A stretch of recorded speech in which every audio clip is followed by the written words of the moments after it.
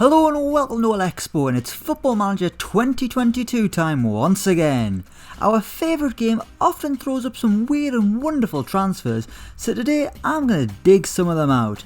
I'm going 5 years into the future, and this is 13 of the strangest transfers that Football Manager predicted from across Europe by 2026. Let's go. Number 1, Scott McTominay to Real Madrid.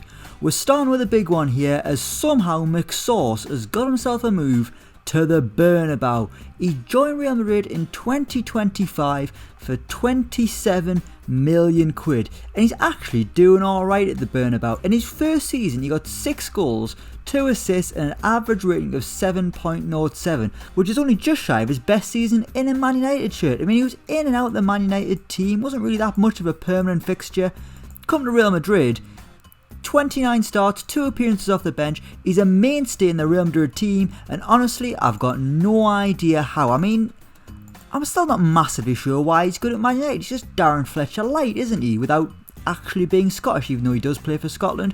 But for £27 million, Real Madrid have got a shithouse centre midfielder who's actually performing really well at the Bernabeu, and amazingly he's earning £325,000 a week. That is absolutely astonishing.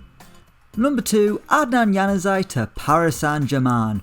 We're continuing with the Man United flavour here, and back in the day, Adnan Yanazi was the next best thing coming out of Old Trafford. He was the next Ryan Giggs. He even got given the number 11 shirt. Nowadays he's playing for Real Sociedad in Spain, where, you know, he's alright. I mean, he's forgetting all about that time he had at Sunderland where he was an absolute disaster.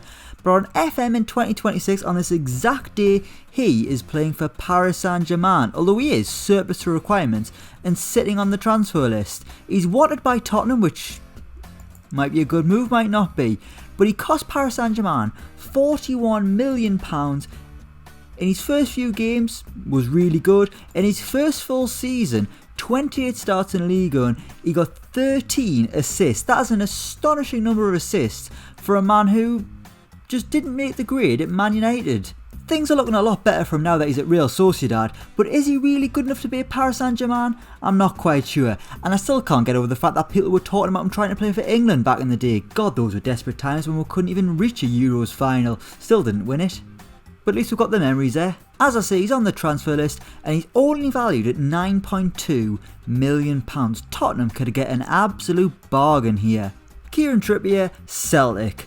Speaking of bargains, that's what Celtic thought they'd got when they brought Kieran Trippier to Parkhead. He cost £47,000.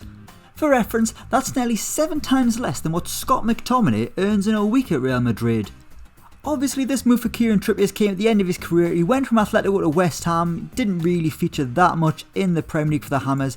Then he joined Celtic in 2025 for 47 grand and genuinely got no idea why they signed him. He's in his 2nd season now in Scotland and he still hasn't played a single minute of Scottish Premiership football. He can't get in the Cinch Premiership team and he's just sitting on the bench twiddling his thumbs, reminding the kids about the time he pinged that free kick in the World Cup semi-final against Croatia.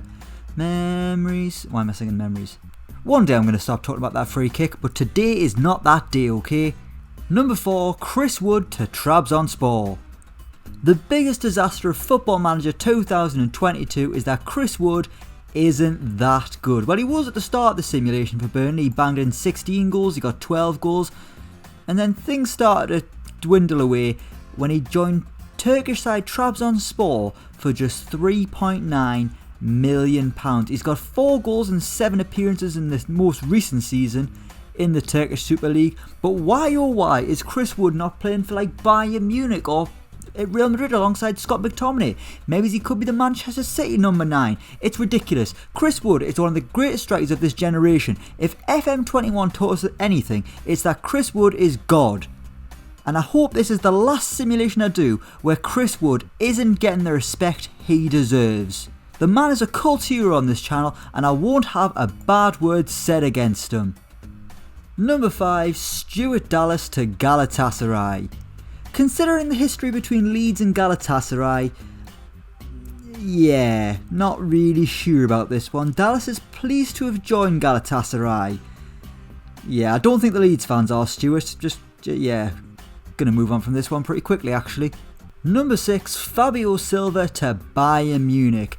For us FM players, this transfer isn't a surprise. Fabinho Silva's been a boy wonder for years now. He's going to be the next big thing. He's the next Messi. He's the next someone else who's really good at football. In reality, it's like watching a little boy try and play. I mean, it's how I imagine Alfie from HITC7s would play football, considering he actually looks like him. But on this simulation, just like in every simulation, Fabinho Silva is playing at the top. He left Wolves for £49.5 million to play for Bayern Munich, and actually he isn't playing that much football. In his first season, 4 appearances off the bench in the Bundesliga, leaving the Championship, he got 4 goals off the bench and an assist, and that was the only times he featured for Bayern. In season 2, he started 3 times and he's got a goal, and his average rating is still 7.53. Fabinho Silva deserves more minutes based on these incredible performances, and I'm sure over time he'll get it, and I just hope that he eventually lives up to the hype in reality, because a little bit, I don't know, it's almost like he's a myth, isn't it? Number 7, Oozman Dembele to Atletico Madrid.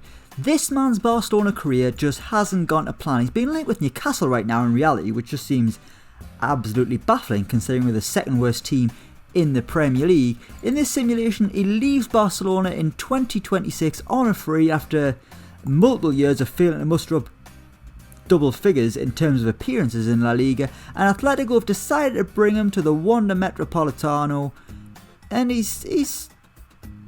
hasn't scored, he hasn't got an assist, but his average rating's above a 7, which is, it's okay I guess. I mean, I don't know what Atletico were trying to do with this signing. Were they just trying to hope he'd have a Luis Suarez style impact?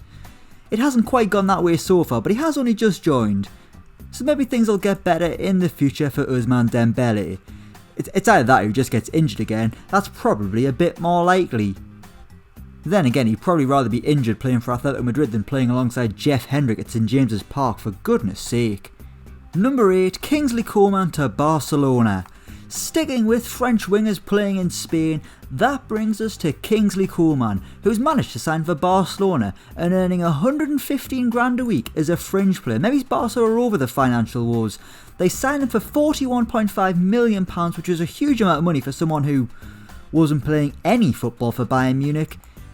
In La Liga, his first season went okay-ish, second season he's played once, and he was good. But when you look at the teams that Kingsley Coman's played for, it's absolutely frightening. Paris Saint-Germain, Juventus, Bayern Munich, and now Barcelona. This guy's CV is just a who's who of European juggernauts. It's absolutely astonishing.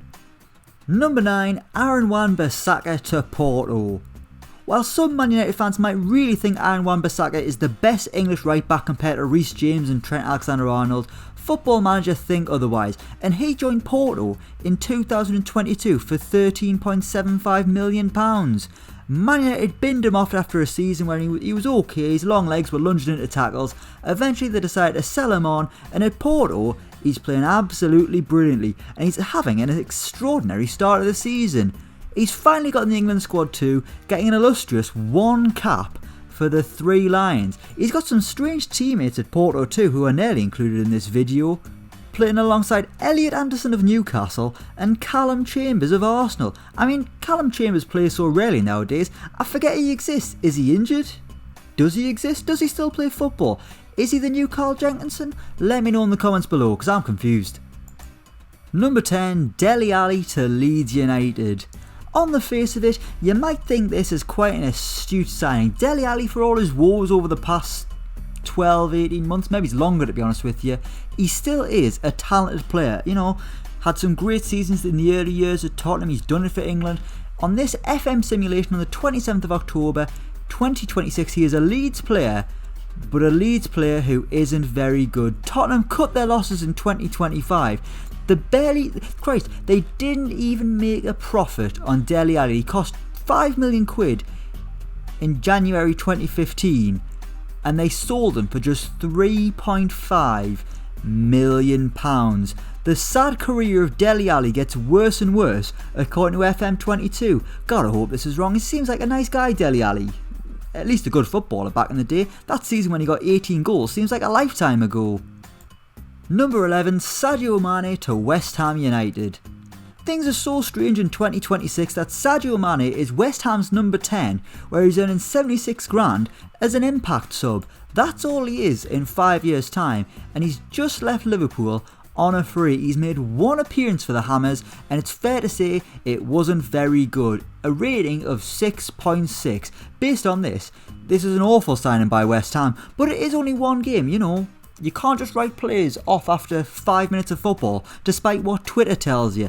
In this simulation, he was clearly fantastic for Liverpool, hitting double figures every season, up until his last, where he wasn't very good and just sat on the bench. No doubt trying to copy everyone's celebrations. He feels Declan Rice is a vital part of the team though, so at least West Ham fans can be somewhat safe in the knowledge that Declan Rice is going nowhere, according to Football Manager, which as we know is very reliable. Number 12, Oliver Skipp to Manchester City. This is the most expensive sign you're going to see in this video. Oliver Skipp joined Manchester City for £121 million. It's an astonishing amount of money that took Skipp from Tottenham to Man City, and God knows why on earth they did it, because for Tottenham he was okay. I mean, that second season there he got 10 assists and an average rating of 7.03. But I mean, why were Man City so desperate to get an Englishman in? It's like the days when they were signing Adam Johnson, Jack Rodwell and Scott Sinclair just to fill the English quota for the Champions League. Look how that ended up. One of them went to prison, another one had to rebuild his career in Scotland, and Jack Rodwell, I mean, the less said about him the better. I mean, that's not really a fair representation, because out of the three of them, he wasn't the one that went to prison and neither was Scott Sinclair. Anyway, Oliver Skipp joining Man City for more than £100 million, and he hasn't been very good, which to be honest isn't a surprise because it's Oliver Skipp. You know, he seems a nice guy and he's okay for Tottenham, but not £121 million playing for one of the best teams in the world, Manchester City kind of good. For goodness sake, Football Manager, pull your finger out your arse, this is ridiculous. And finally, number 13, Harry Kane to Liverpool. The year is 2026, Harry Kane is 33 years old and he has just finally got his craved move away from Tottenham Hotspur. It looked like it might happen this summer with Man City wanting a signature.